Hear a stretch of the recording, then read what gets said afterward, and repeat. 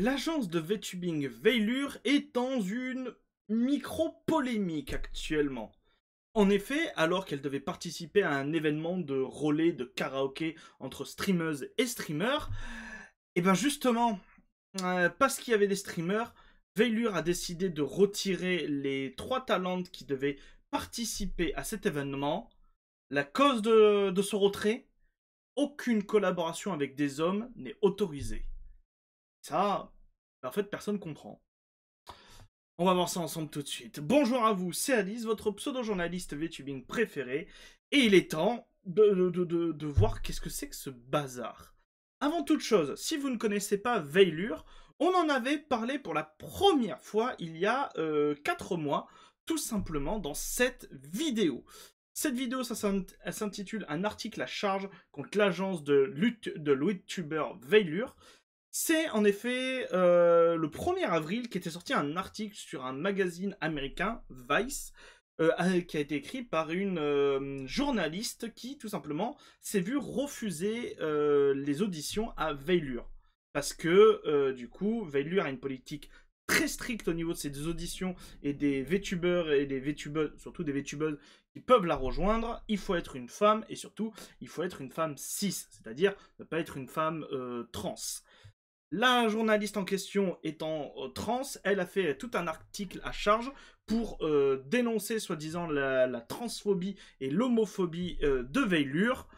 Je vous invite à aller la voir, cette vidéo, sachant que ça n'a pas forcément bien marché, puisque la journaliste en question s'est pris un torrent de chiasse dans la gueule. J'ai pas d'autre mot à dire que ça, tout simplement, beaucoup d'anciens de ses tweets ont été remontés à la surface, montrant que pas forcément une bonne personne quand même. Donc, accuser les autres de transphobie quand toi-même tu fais des dérives, notamment sur des enfants, c'est moyen. Bref, donc c'était la première fois qu'on avait parlé de Veilure sur cette chaîne, et en même temps, il y avait aussi des auditions qui avaient été lancées quasiment au même moment, et voilà, c'est tout. C'est les seuls moments où on a parlé de Veilure, donc je vous invite à aller les voir si vous voulez un peu de contexte pour l'agence. Si vous en voulez un tout petit peu plus, Veilure, c'est une agence de VTubers uniquement féminine dédiée au contenu NSFW. Les différentes VTubeuses qui y sont font du RP NSFW centré hétérosexuel d'ailleurs. Et plein de contenus dans ce genre-là. Il y a de l'ASMR, donc du roleplay, voilà, et d'autres petites vidéos et streams de ce genre-là. Et en juillet, je crois que c'était le 1er juillet, était sortie du coup même la 2e génération, qui est en rapport avec les auditions qui avaient été passées il y a 4 mois.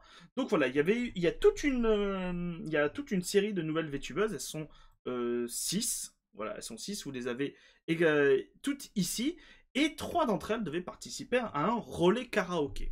Le relais karaoké était organisé par Lucid Media, c'est une agence de VTubers américaine. Cela devait se passer le 14 août, donc en fait, au moment où vous regardez cette vidéo, c'est passé, hein, d'accord, l'événement, mais voilà, ça devait se passer le 14 août, et il y avait l'annonce des participants et des participantes avec en bas les horaires. Le principe, c'est que c'était un relais. Chaque VTuber ou VTubeuse devait chanter pendant une trentaine de minutes, 20-30 minutes, et ensuite raid la personne suivante qui, pareil, se mettait à chanter pendant 20-30 minutes. Donc, vous avez fait une petite playlist de musique, et ainsi de suite jusqu'au final. Et du coup, ce qui a posé le problème, c'est que dans ce lot, il y a 3 hommes. Il y a 3 VTubers hommes, Astra, Artemis et Xander. Et à cela, Veilure a tout simplement répondu la veille de l'événement. Nos artistes, donc nos talentes, nos streameuses, se sont retirés du relais de raid de karaoké, afin de respecter notre politique.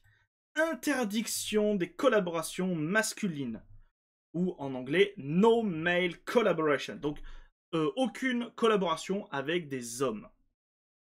Nous sommes désolés de décevoir ceux qui attendaient cela avec impatience, mais nous sommes déterminés à faire respecter nos règles. C'est la première fois que je vois une politique comme ça. Vraiment, j'ai jamais vu une agence avec ça. Et du coup, qu'est-ce qui s'est passé? Ben, le Lucid Media a quand même lancé son karaoké. Et effectivement, si on regarde le trailer d'annonce, tout simplement, et ben les VTubeuses de Veilure ont simplement disparu. Voilà. Elles ont été retirées du projet. Ce qui a fait que, ben, que vous retirez quand même 1h30 de live. Donc ça a dû causer énormément de bazar dans l'organisation. Mais voilà, l'organisation a quand même eu lieu. Vous pouvez d'ailleurs retrouver la liste, je vous la mettrai en description, si vous voulez retrouver du coup toutes les VTubeurs et VTubeuses qui ont chanté en description, il y a une playlist dédiée. À chaque fois, ça dure 20-25 minutes, comme vous pouvez le voir, les chansons, avant de raid à quelqu'un d'autre. La plus longue, ça a été Himeno Mizuki, donc de l'agence Lucide, qui, elle, a chanté pendant 45 minutes. C'est beaucoup 45 minutes, quand même. Et du coup, quelles sont les réponses des fans? Parce que c'était bien la première fois qu'on voyait ce genre de politique comme ça. On connaissait déjà la politique de Veilure, notamment auprès des femmes, que comme quoi, quand elles faisaient les auditions, elles ne recrutaient que des femmes cis, et surtout, elles ne faisaient du contenu que à destination des hommes, donc du contenu hétérosexuel. Et du coup, plein de personnes ont réagi à ce poste de Veilure. Donc c'est clairement pour nourrir le parasocial, non? Ces filles sont des travailleuses du sexe, je refuse de croire que c'est pour leur confort.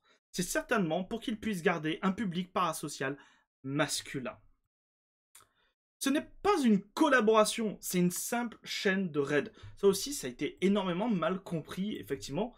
Les VTubeuses ne devaient que raid à la fin de leur live la personne suivante.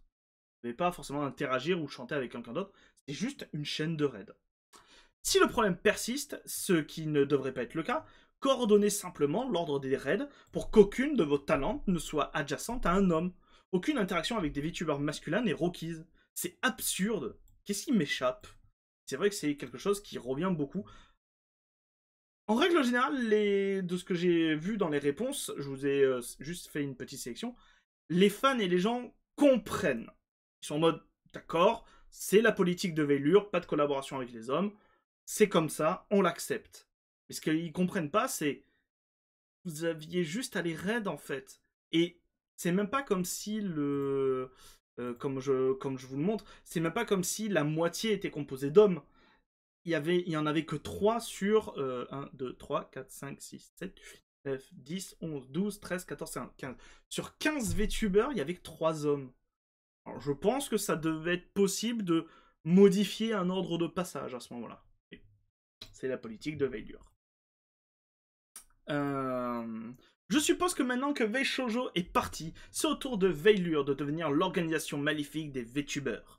Le sexisme comme politique d'entreprise, c'est répugnant. Refuser de collaborer avec des VTubers masculins, c'est de la pure discrimination, tout simplement. Donc ça, c'est en réponse. Chaque fois, c'est des réponses soit en citation, soit en réponse directe au tweet de Veilure.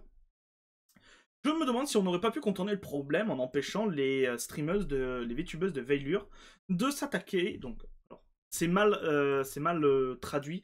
De temps en temps, je vais sans doute, parce que comme je le lis, dire s'attaquer. Il faut entendre raid. Si vous n'êtes pas habitué à Twitch, par exemple, quand on raid une personne sur Twitch, c'est qu'on envoie notre communauté chez cette personne. C'est pas une attaque, nous ne sommes pas en train de l'attaquer pour tout simplement lui faire fermer sa chaîne ou le censurer. Non, non, c'est généralement quelque chose qui se fait à la fin du live du VTuber ou de la VTubeuse. C'est tout simplement pour aller soutenir quelqu'un qu'on aime bien. On raid cette personne et derrière nous on coupe le stream. C'est comme ça que ça se passe. Voilà, ça a été traduit par s'attaquer. Si par moment je lis attaquer, pensez raid. Un talent masculin, mais plutôt un talent féminin, en inversant simplement l'ordre d'apparition. Ce n'est pas comme si les talents interagissaient avec les talents masculins. C'est juste un raid. Mais si la direction que Veilure veut prendre, nous devons la respecter en tant que fans. Je pense simplement qu'il y avait une meilleure solution. Je suis totalement d'accord. C'est la politique de l'entreprise. on doit la respecter, c'est comme ça. Les talents signent aussi cette politique d'entreprise. Mais j'avoue que je pense qu'il y avait mieux à faire que plutôt 24 heures avant retirer les VTubeuses de l'event, juste changer un ordre de passage. Donc encore une fois, c'est pas une collaboration, ils parlaient pas entre eux, c'était juste, vous deviez raid les personnes à la fin de votre moment de chant en fait. N'aurait-on pas pu résoudre le problème en changeant simplement l'emplacement de Cynthia pour éviter qu'elle raide un homme? Je comprends pourquoi vous avez cette règle, mais ils ne collaborent même pas, ils cohabitent simplement dans le même espace, ce qui est un peu déroutant. Je respecte les politiques et les promesses de Veilure, même si je suis personnellement en désaccord. Je pense que vous avez le droit de demander ce que et de faire ce que vous voulez. J'ai une petite question. Peut-on, peut-être de nature diabolique, que j'aimerais comprendre. Un relais karaoké implique généralement de s'attaquer à la personne suivante, donc raid la personne suivante. Je comprends qu'il soit interdit de raid les streamers masculins, mais je pense qu'il est inapproprié de dire qu'il s'agit d'une violation des règles de collaboration si les talents ne parlent pas ou n'interagissent pas avec le talent masculin, si ce n'est pour les rediriger. Encore une fois, je suis toujours d'accord avec Veilure, qui a parfaitement le droit d'imposer une règle, interdisant même les raids vers les VTubers hommes. Cependant, ma question est la suivante. Vos talents participeront-ils un jour à des concerts lors de conventions? S'agit-il d'une collaboration, s'ils apparaissent à proximité de noms masculins? Je souhaite le meilleur pour cette organisation, car je crois en toutes les filles. Mais je pense que faire cela est un coup dur pour vos talents qui travaillent dur. Mais je ne suis qu'une simple fan. Je veux juste vous voir prospérer. Je suis un peu d'accord. Je suis un peu d'accord à ce moment-là. Comment faire pour les conventions? Et vraiment, cette politique, j'ai du mal à la comprendre. Ce n'est même pas une collaboration, c'est juste littéralement un raid vers d'autres streamers, c'est fou. C'est honnêtement une politique plutôt stupide, mais c'est fou que même le fait de faire des raids sur d'autres streamers en fasse partie aussi. Ça a l'air un peu excessif. D'ailleurs, il n'y a aucune collaboration avec des hommes, ils ne seront même pas sur les mêmes streams. Ils ne se parleront pas, ils n'interagiront pas, ils ne seront même pas sur la même chaîne. C'est un comportement extrêmement malhonnête et décevant de la part de Veilure de gâcher un événement aussi amusant. Bien sûr, l'événement a quand même eu lieu, il a été un peu remodelé, mais il a quand même eu lieu. Si vous n'êtes pas au courant de tout ce qui s'est passé, je pense que ça change strictement rien pour vous pour l'événement. Pour finir cette vidéo qui est un peu courte, c'était juste pour vous parler de ça, j'ai, en réponse tout simplement à Veilure, il y a eu ce témoignage d'une VTubeuse qui fait aussi du contenu NSFW et qui, du coup, explique pourquoi est-ce qu'il existe potentiellement cette politique au sein de Veilure, et j'ai trouvé ça super intéressant. Le thread est un peu long, donc plutôt qu'à chaque fois cliquer sur les trucs pour les traduire, je vous ai fait un screen et j'ai tout traduit, et j'ai un éternuement qui arrive.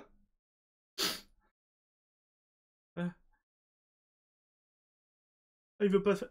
Ah non, il est bloqué dans... Ah, il est bloqué dans le nez, il veut pas... Ah. Ah bah c'est bon.